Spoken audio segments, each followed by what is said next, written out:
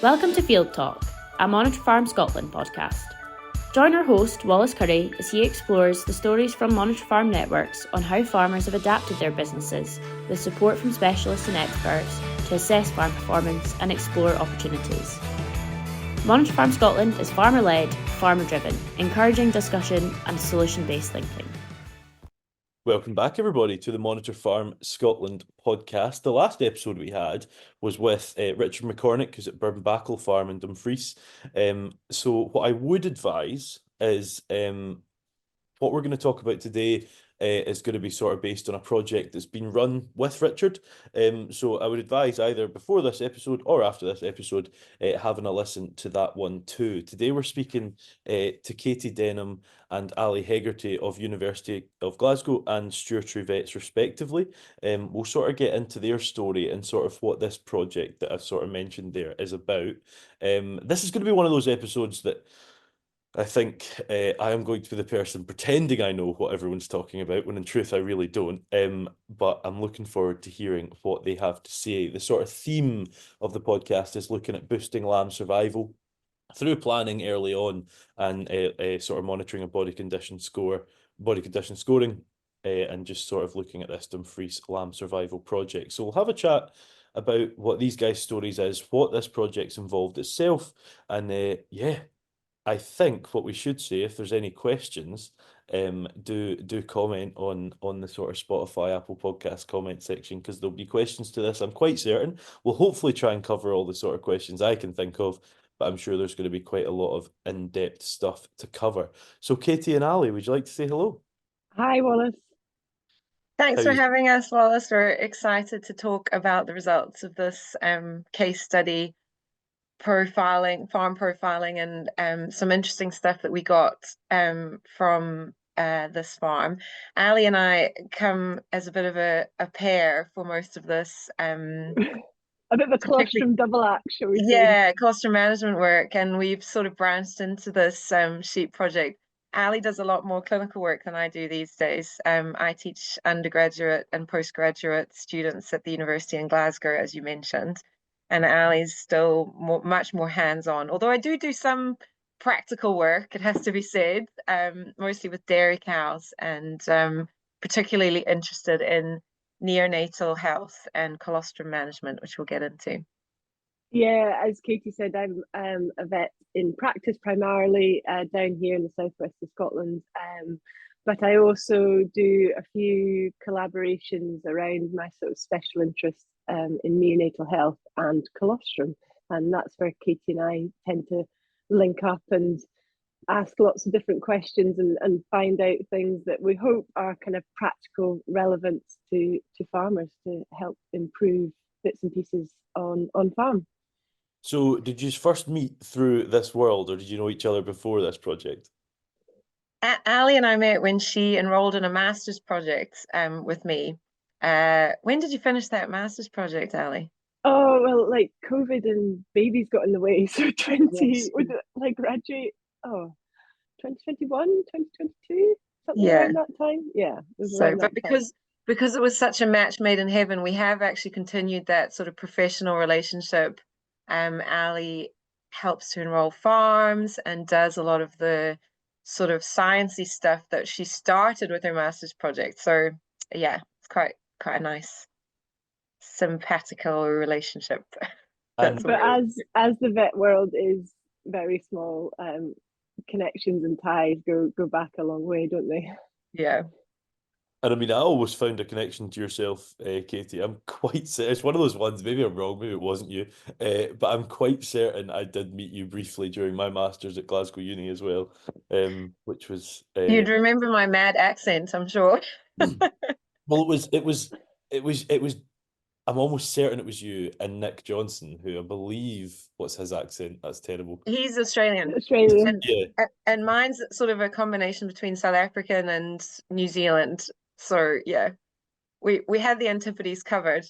Yeah, that's it. You got the Tri-Nations. Yeah, but I'm pretty certain it was you Veers. It was quite funny that actually because my masters was with a lot of people that certainly weren't from farms. So I was like, oh my God, finally I'm out of the city for a second. Let's talk cows, let's talk sheep, and everyone else was just trying to stay clean, which was quite funny. But Yeah. I've never No, seen we definitely like getting mucky, which you'll it. see as we move through this. So I just wanted to tell you guys a little bit about the background and motivation for this project that we embarked on. We started collecting data for this, was it sort of a year, 18 months ago, Ali? Yeah, it's the start of the production cycle, 2023, 2024. So the data Yeah. collection really started at the start of the sheep calendar, so to speak, kind of are just pre-tupping. Yeah.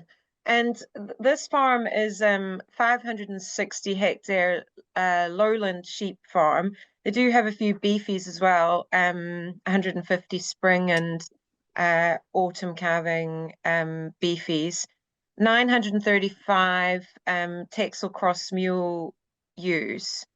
And the problem at this farm was particularly high lamb mortality, something in the order of 25%. And just by way of sort of introduction to this topic, I think it's important, although many of your listeners will know this, the placental structure of both sheep and cattle prevents antibodies from moving across into the lamb or the unborn lamb or the unborn calf, which means that when the lamb is born, it needs to ingest colostrum, enough colostrum of high quality early enough in order to absorb antibody molecules across its intestinal barrier. So when the lamb's born, it has sort of immature intestinal cells which allow absorption of antibody molecules from its gut into its bloodstream. And as the lamb matures, and certainly by the time the lamb is 24 hours old, those immature intestinal cells close and there's no more absorption of antibody. So time is of the essence, really, with these lambs, and any self-respecting sheep farmer will know that it's so important that the lamb stands and suckles early and that the ewe produces enough high quality colostrum for the lamb to take enough on board to absorb that prerequisite immunity. And the reason that that's so important is because if they don't absorb enough antibody across their guts, they have a condition known as failure to transfer passive immunity, which means they've not absorbed enough antibody and they're more likely to get sick, they're more likely to die, and they also don't grow as well as their healthy counterparts. So there's a lot at stake with colostrum management, which is why we are so interested in it as a sort of sciencey research topic. So that's the background, and we suspected that on this particular in this particular sheep flock there was a problem with high lamb mortality, and we just really wanted to see what the risks for that were. And Ali's going to talk a little bit about what we actually did, what data we collected. We really wanted a sort of holistic approach to this. So maybe you could say what we did, Ali, in terms of trying to investigate this. Yeah, sorry, Katie. The lamb mortality obviously sitting around 25%. That was total lamb losses throughout the production year, and it's higher than you would want. And we just saw there was an opportunity there to maybe claw back a few extra lambs. We're not perfectionists. We know we're never going to get that number to zero. But looking at what we affectionately call the board of death was where we got Richard and the team in lambing 2023, just to put some tally marks about what they thought were some of the possible causes of lamb mortality in the sort of neonatal period. And looking at that, it was really pulling out that we were linking back to kind of immunity, like what was going on there. Was there kind of an immunity issue? So we took a step back. Solving problems like this on farm generally take a bit of a holistic approach, and often one problem is like a piece in the jigsaw, so we were really kind of not wanting to miss any pieces of that jigsaw. So what we did is we looked at ewe body condition score throughout the production cycle. So we got hands on a certain percentage of the ewes at key sort of stages. So for us, that was pre-cupping, at scanning, late gestation, lambing, and weaning. Body condition score, remember, that's an assessment of the ewe's reserves. It's like body fat. It's a really good sort of tool to have. It's quite objective, but the thing is, it's best if sort of the same person does it again and again, because like Wallace, if you and I scored a sheep, we might vary by like half a condition score or something, and that's okay, but as long as like we consistently vary. So by having the same person do it, it was one of my colleagues in the vets, and he went out to do it, and it was him that did it all the time. So we had a degree of consistency. So any changes wasn't because it was a different person doing every time. It was likely to represent changes throughout the cycle. So that's what we did. We looked at the body condition score data. We looked at other things as well. We looked at kind of fluke status of the flock throughout the year. We did some metabolic profiling at lambing, so that's asking the ewes how are they coping with their diet presented just pre-lambing, and what effect that was having on them. We looked at colostrum quality, and when I say we looked at colostrum quality, we did that in two ways. We looked at the antibody level in the colostrum itself, by sampling the ewes pre-suckling. So Richard was sick of the sight of me at lambing time. I was popping up throughout the lambing period at Barnbackley. He's, oh God, you then again. Right, oh hi, it's you again. And we did it throughout the lambing period. So we weren't just, I wasn't there for just 2 days. I came over a period of sort of three or 4 weeks, and we did it throughout the day as well. So we're just trying to sort of eliminate any biases. Was it something, a problem that was just at the beginning, or was it just at the end? So we've got our colostrum samples, and then I marked the lambs that had that colostrum, and 2 days later I came back and I had some great vet students who helped me identify these lambs that I had marked and catch them. They'd obviously moved on to sort of the nursery pens at this stage, so we would identify and catch the lambs and reed-ear tags and like head torches at 5 a.m, and we would blood sample these lambs. Because we had a blood from these lambs, we could then answer the question, how much antibody have these lambs got out of the colostrum? So we looked at that as well. And then we had this huge pile of data, and we spent a lot of time in the lab analysing the samples and then putting everything together. And we've got the results for you here today. I've kind of just brushed over the fact that, oh yeah, we spent a bit of time in the lab. I think, Katie, I probably bring you in here now because one of all the sort of the motivations when we do our projects is that we're very much that this has to be relevant to the coalface, this has to be relevant to farmers.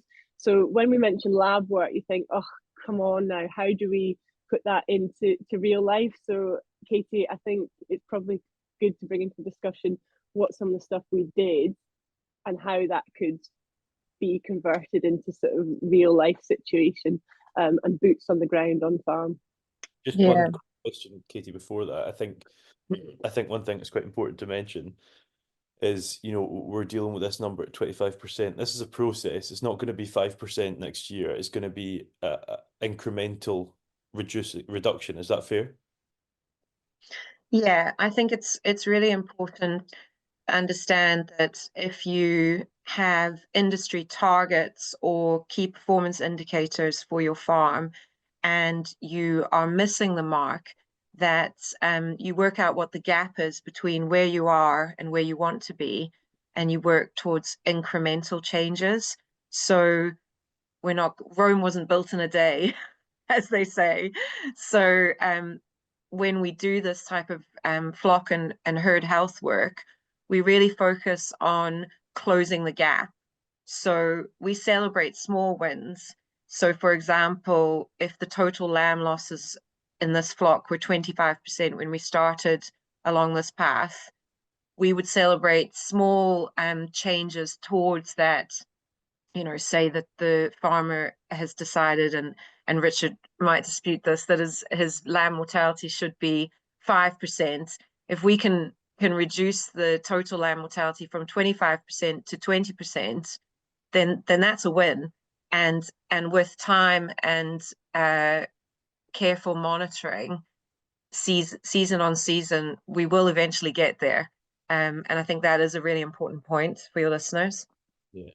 It's just, yeah, I think sometimes maybe this is speaking from personal sort of thought, but when I hear a number and it's, I don't know if it's the numbery brain I have or whatever, and you've got that target in mind, I think sometimes I'm guilty of being, well, we need to be there, but it's a progression and it happens over time. I just wanted to make sure that was mentioned. I assume most people know that. I just wanted to sort of just allude to that point. But Ali had sort of mentioned that there, Katie, about maybe not everyone here is lab based.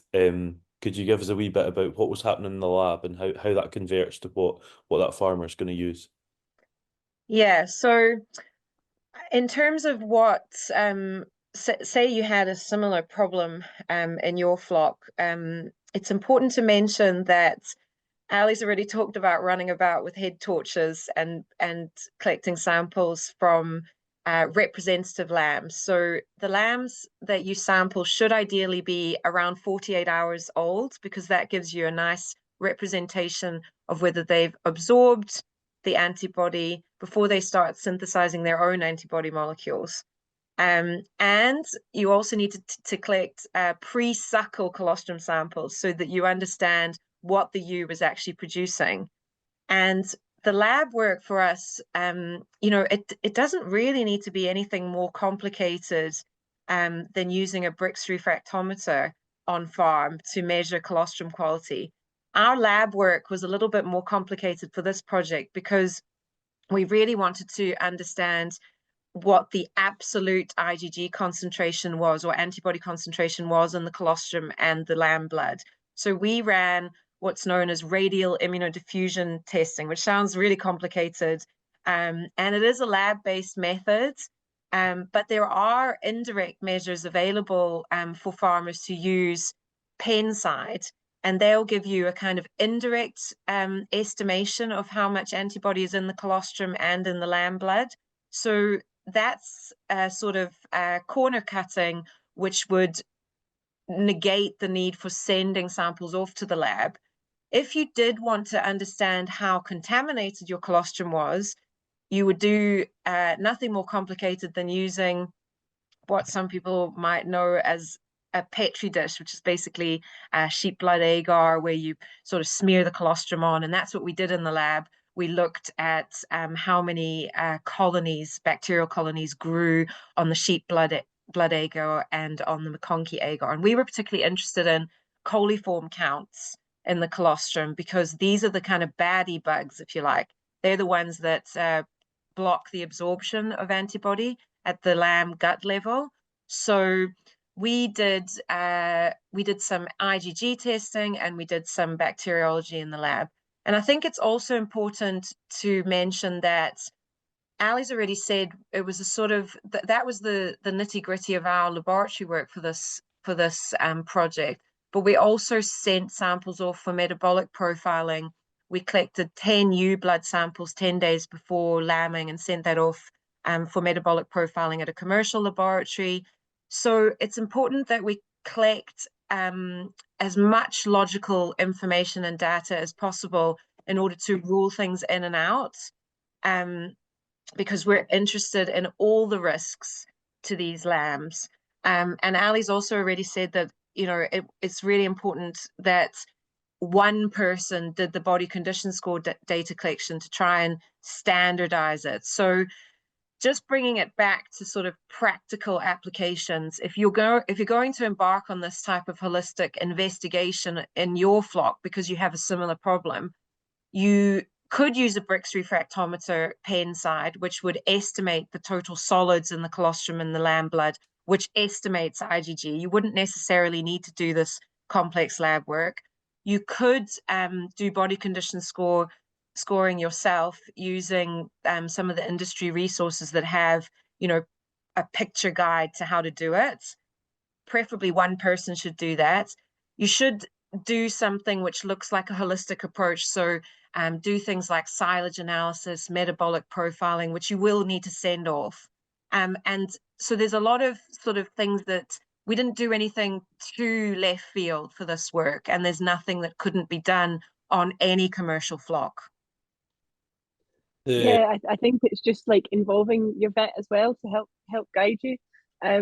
One comment I'd have about the Brix refractometer is they're really cheap. They're like 15 quid off Amazon, so they can arrive the next day, and they're quite robust. So read that they can get like trampled in your box by a whole load of ewes and they survive. They're not this sort of fragile lab thing, that they are quite robust on farm. I have a bit of a question on the refractometer, and this is just from personal experience, and I assume you guys are the right people to ask on this. Is immunoglobulin G levels higher than cattle? Because I think the one we used when I was lecturing was a cattle one, and it seemed it maxed out about 31, and we just seemed to go well above it with every yow colostrum we tested. Is that right, or am I reading into that wrong? I would buy a Brix refractometer that goes up to 85% for ewe colostrum. And Kim Hamer and I did a project looking at thresholds for ewe colostrum, and actually they're pretty similar to the cattle thresholds. But you are right that a lot of sheep will produce really high quality colostrum. So make sure when you purchase a Brix refractometer that the range is up to 85%, not up to 35%. Got you. So with dairy cattle, if you're testing dairy cattle colostrum, you might get away with a 35% because I guess from kind of work we've done on average, and it is an average, there's always a range, sometimes they sit around 22, 23, 24, that kind of range. So you get that with dairy cattle, but sheep, as Katie said, it's better to maybe just have a little look at the product information before you click buy now, and check it goes up to 85%. But we're really looking for a threshold of at least 50 grams per litre IgG for ewe colostrum to be adequate. And that equates to about 22% on the Brix refractometer. So that's your sort of bottom line. And as you've mentioned, a lot of sheep will produce much higher quality because the volume of colostrum that a lamb can ingest is also a lot lower than the volume of colostrum that a calf can ingest. So when you think about the mass of IgG that's required in order to confer immunity to these lambs, if they're going to ingest very small quantities, you really would prefer a really concentrated colostrum IgG from your ewe. But definitely the kind of bottom of the barrel is about 22% on the Brix refractometer. And I think it might be worth clarifying there, sorry, just to jump in, Katie, when you mentioned 22% cut point on the Brix, that's really sort of the bare minimum. The cut point between kind of poor and adequate, and really when we talk about sheep and sheep colostrum, we're looking for anything 26% and above on the Brix. Just for clarification, what we're talking about, really for sheep, it's 26% and above on the Brix refractometer. And I'm sure one of the things that a lot of people that are listening to this are quite excited to hear about is what was found. What are we sitting looking at thinking, okay, this is what we can work with. What results have we found so far? Yeah, we've got some quite good headlines, Wallace. I'll start off with the body condition score stuff. I guess before we delve into the results, it's probably really important to highlight this is results from one farm in 1 year. And we all know, especially with sheep farming and lambing, the year can have a really big impact. having said about the limitations, and it's just one farm, it doesn't mean to say what they're doing on this farm, it's not crazy. It's quite typical of a sort of indoor commercial lambing flock. So there are some applicable take homes. It's not that we should dismiss it, but we should just be very upfront. This is one point of time, 1 year, but the results still stand. We found that the ewes were losing body condition score throughout the production cycle. So there was a relative and an absolute decrease, and that wasn't ideal. That then put on to the fact that when we did the metabolic profiling, about 50% of the ewes sampled were struggling for energy. That's a nice headline, but we always look into the reasons why. And we think in this case, Richard and the team had decided to increase their flock numbers. Unfortunately, if we remember back to sort of winter 2023, it was really wet and horrible. There had been some planned expansion for the lambing accommodation in the forms of polytunnels. That hadn't happened for various reasons. We couldn't get the hardcore and things like that out the field. So when it came to lambing time, space and feed access was probably an issue, which is why I think we saw quite a highlighted sort of body condition score drop and an energy issue in the ewes at just pre-lambing time. And that problem, that energy problem, will really impact colostrum quality. So when we looked at the colostrum quality, so we're looking at how much antibody there was, about 40% of samples were classified as poor quality. There hasn't been as much work done on this, like lamb colostrum compared to sort of dairy cow or beef cow colostrum work. The other work in the UK found that they thought about 25% failed. That was a study done across multiple different farms. So there was 40% of these colostrum samples were failing in terms of quality. There was also a statistical association. So we did some kind of fancy maths with the colostrum antibody levels and the lamb antibody levels.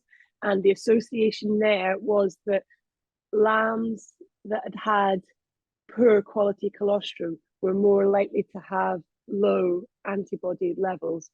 I guess that's not groundbreaking and it makes sense, but globally that relationship hadn't really been kind of seen before. Some work had been seen in some work that Katie and her colleague Kim Hamer had done recently in another Scottish flock, but again it's nice that it's been repeated as well and come through. And so like let's go back. We've looked at the colostrum and let's have we remember we did the blood sample of the lambs to try and look at how much antibody there. Now 1 in 6 lambs were failing in terms of passive transfer, so it's about 18%. Is that good? Is it bad? We don't know. I would say there's definitely kind of room for improvement, and because remember the lamb antibody story, it's not black and white, it's not a pass and fail. It's the more that they can absorb, the better in terms of lamb growth and reducing disease instance. So if we're putting a cut point in the sand and 1 in 6 are failing, there'll be a lot there around that cut point. So there's definitely kind of scope there to improve.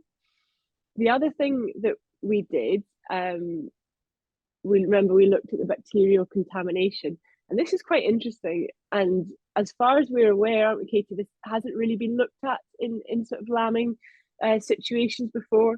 We looked at the cleanliness of the feeding equipment and colostrum stores. Okay, bacteria are really important in colostrum because they can degrade the quality. They can block the channels that Katie talked about that the antibodies cross the lamb's gut for, so they don't cross, they interfere with the absorption. And when we talk about bugs in a lambing environment, we can be talking about things like E. coli, so that'll be triggering everyone's minds and watery mouth. So some of these bugs in colostrum could actually cause disease in their own right. So we're really wanting to deliver this colostrum in as clean a fashion as possible, because there could be unintended consequences to thinking you're doing a good job, having your colostrum store, topping up a triplet, supplementing twins that have been born to a gimmer with no milk, these kind of situations. But there is potential for unintended harm to be done. So this point of feeding colostrum, these samples, 80% failed in terms of cleanliness. Now, the cleanliness threshold that we use, we looked at kind of total bacteria count, and there hasn't really been a threshold established in lambs. The cleaner, the better. So we extrapolated thresholds from the dairy calf side of things, and they say that your total bacterial count should be less than 100,000 coliforming units per mil. So that's basically 100,000 bacteria per mil. So 80% of the samples that we took were higher than this threshold. And I think the highest we got was in the millions of bacteria count. So that was per mil. And if we multiply that up to how, if it got a 50 mil feeder tube of colostrum, these lambs could be getting a hefty thwack of bugs directly into their gut. So this was quite interesting, and it sort of emphasized a kind of discussion point around how clean we can deliver this colostrum, how we harvest it, and how we store it. It's really interesting to listen to, as someone who is from a sheep farm, but only really actively involved at lambing time because I'm not really home anymore. There's a few questions I have, I guess, coming from the non-vet side. First off, you sort of said that the losses of BCS throughout the production cycle, Ali. I mean, that in itself is obviously expected, but is there stages in which it peaked? What is it? Fetal development's about 3/4, give or take, in the last sort of third, from what I remember. Is that when we're seeing a bigger decrease in BCS? Is there stages that it's slower? Is there stages that it's maybe increasing, or is it quite flat rate as you go? Yeah, so I guess this is a good time to point out that the report is available on sort of the Monitor Farm, or is certainly going to be available on the Monitor Farm website. And sometimes these things are better seen visually than talked about and listened to. So the biggest reduction happened between the body condition scoring at late gestation and lambing. And that tied in with the discussion we had about the stocking and feed access. So that was where the biggest reduction happened. Unfortunately, that big reduction in body conditions score timed, as you've alluded to, where the fetuses are growing, colostrum production is being is happening within the udder. These are really crucial times to minimize body condition score loss. Look, I know life is not perfect. There is an expected condition score loss there, but we just need to minimize that as much as possible. There was only about 20% of the scored sheep hitting the body condition score at lambing the target. Now, if you go onto Google, you go onto whatever AHDB Farm Advisory Service, you can have target body condition scores throughout the production cycle. And at late pregnancy, they vary from like 2 to 3, depending if you're on a hill or a lowland or an upland. But it's really, I think it was what we did with Richard. We kind of like sat down and said, like, kind of what do we think is possible within this system? Because industry targets are great and there's sort of science and education behind them, but sometimes we have to kind of have a bit of a wriggle room and say, well, what do we think is possible? But certainly kind of in the future, and I know through the Monitor Farm programme, Rich has been working closely with Poppy Frater from the SAC to look at nutrition, about how we can minimise this loss. And I think that there's also that consideration of I'm going to guess in that last couple months, the nutrition's going to differ from what it was in the first 3 months. It's quite interesting to see how it all works in together. And the body condition scoring in itself is quite interesting. It's interesting that you say one person should do it. I think that makes so much sense. You know, like you used the example, Ali, if you and I done it, I think everyone would trust you more more than me. But I always feel I've been quite guilty of body condition scoring maybe 0.25, 0.5 down of what I actually believe it is, because if I'm treating an animal that I think is thinner than it actually, that I'm treating it as thinner than it actually is, I feel like I'm going to do better for it. And that's probably a guilty thing. That's maybe something I shouldn't do. I just think a slightly fatter animal is better than a slightly thinner animal. And that's the reason for sort of doing that. And I guess we've always talked about target body condition score. It's not, and body condition score is not more is better, because if they're over conditioned, we can run into a whole lot of trouble Absolutely. as well. We can have mobilizing of fat, we can have twin lamb, we can have lambing issues. So as always, there's a sweet spot of the target rather than more is better. Yeah, definitely. And don't get me wrong, I'm not sort of saying, you know, I want something to be sitting at 4.75, but just that sort of wee incremental wee quarter, I'm always, Yeah. and it's probably a flaw on my behalf. There was one other thing I sort of wanted to mention. You said 40% of the yows found themselves in poor quality colostrum grading, and you didn't have a full reason, but is there any sort of theories, any ideas why you think that might be?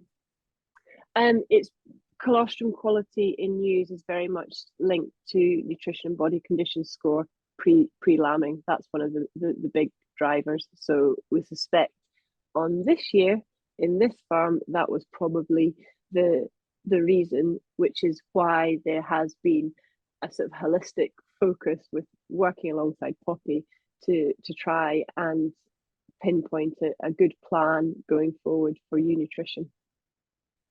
And the final one of the annoying questions is No, they're great because it makes me think whether I've talked sense or not hearing your questions back. So no, you please keep absolutely have. going.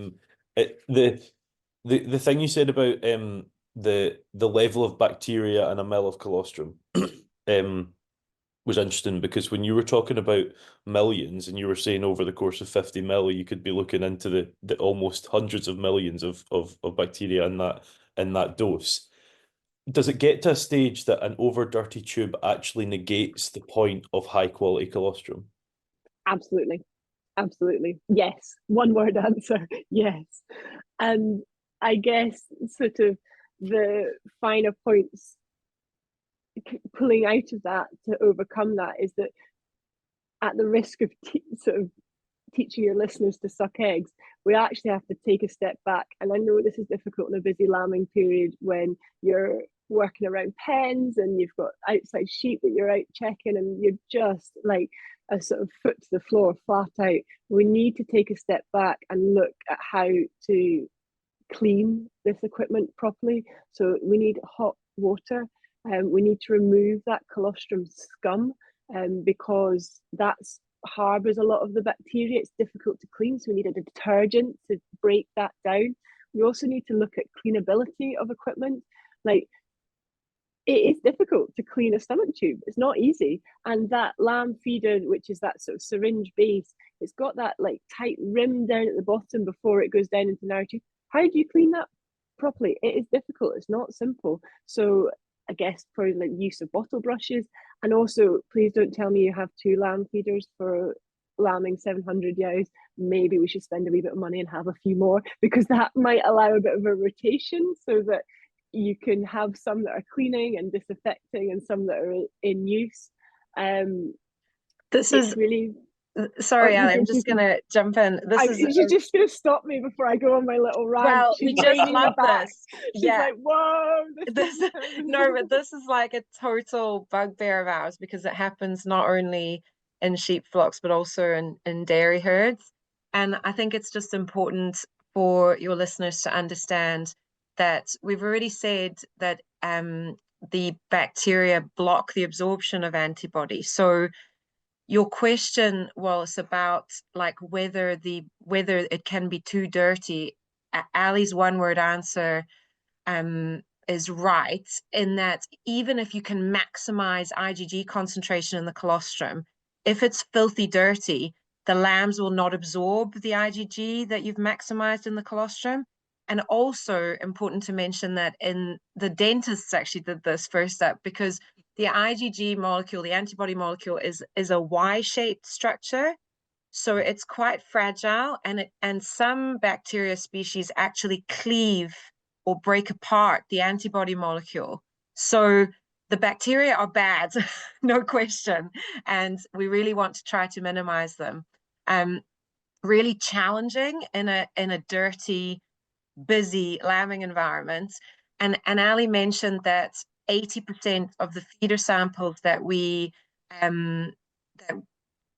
tested were highly contaminated, but also 18%, so nearly 20% of the teat samples that we tested were highly contaminated.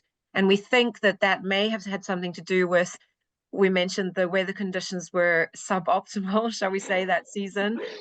Stocking I think density. that's very kind to spring 2024 by saying suboptimal. So I'm sure there's some listeners that are having sort of like mild fits when they remember PTSD. how struggling it. So stocking density was really high in the sheds, and we also did a feed face calculation. So AHDB recommends 15 centimeters of feed face, and these ewes were not getting that because stocking density was so high, which was an overall sort of hygiene issue, because they were crammed in. So I think that's probably worth mentioning as well. And I guess I said that we took some of these samples from colostrum storage in the lambing shed, and it's not uncommon to, when you have a ewe that's got a lot of colostrum, like maternal colostrum ultimately is the best. There are some reasonable colostrum replacers on the market, but ewe colostrum is ultimately the best because colostrum has so much more in than just antibodies, and I guess that might be a podcast in itself. So my point is that yes, it's not uncommon to strip out a ewe that has excess colostrum and keep that in storage and store it in a pot or something, but please consider how you're storing that. I understand freezing it, like either storing it and using it promptly is the best way, and if you're not going to use it promptly, store it. You could freeze it, and that would preserve and prevent bacterial growth. But then I guess there's probably some listeners coming back at that saying, oh well, how am I meant to defrost it quickly when I need it at 1 a.m? So yes, you can put it in a fridge as well to chill it. I wouldn't store it in the fridge for more than 24 hours, but it is just to pay attention to the fact that ambient temperature in a lambing shed, even in 2023, would be kind of, there was some days it was up at sort of 12 degrees or 15 degrees. You're going to get rapid multiplication of bacteria.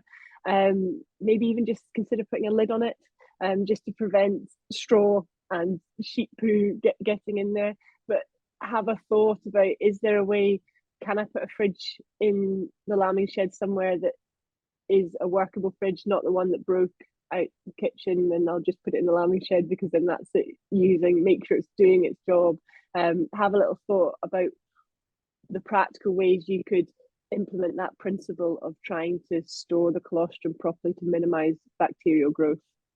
You've got it stored correctly, let's assume, and then the next thing, sort of going back to the question I had there, I guess, is certainly at home, I would like to think, and it's the royal we, mum, make sure it is, I certainly think, and that's the point in this question, pretty sanitary. It's pretty clean. It's Yeah.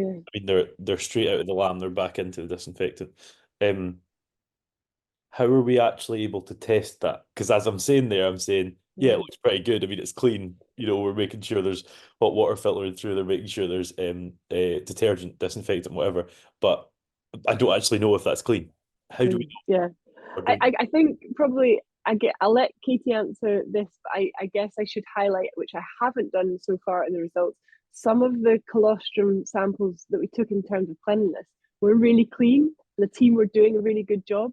So what we're asking and what we're advising about cleaning and storing, it's not impossible. we're not asking you to do the impossible. It definitely is possible in a busy lambing, because there were some samples that were really low bacterial counts and clean.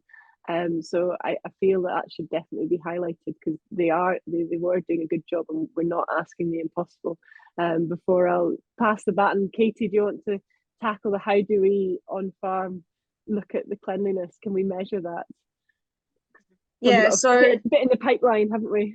Yeah, so there's I already said we used sheep blood agar and McConkey agar plates in the lab, which is the kind of reference test for bacteriology. So for example, if you had like a mastitis cow or a sample like that you would send off to a commercial lab for plating, that's probably what they would do. And that's still the best way to understand what your total bacteria counts and total coliform counts are in your colostrum. But we have validated they're called Petri films, which are little kind of film not plates, but more like sort of pieces of paper with like a film over the top that you put the colostrum on, and those would be more appropriate for your vet to use in their kind of internal lab, so you wouldn't have to post them off to an external laboratory. Your vet could potentially run those in-house. Any vets that are listening, I've got a standard operating procedure if you want it. You need an incubator. And then there's another test which has been looked at in the international literature, and there's been quite a lot of UK interest of late, which is called an ATPase luminometer.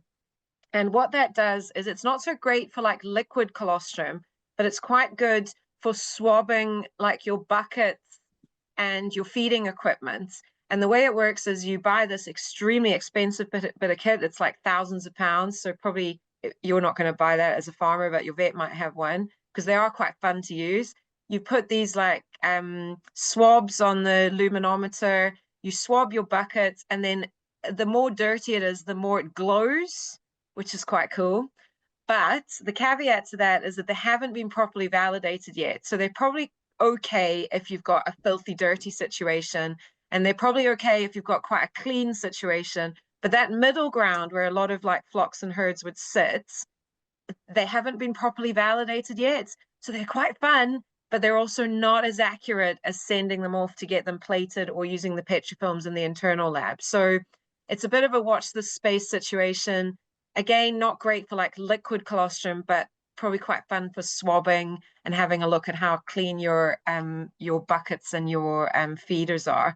It's quite tricky to get a swab down the esophageal tube feeders though as well and get it out again. So that's quite an interesting little concept to work with.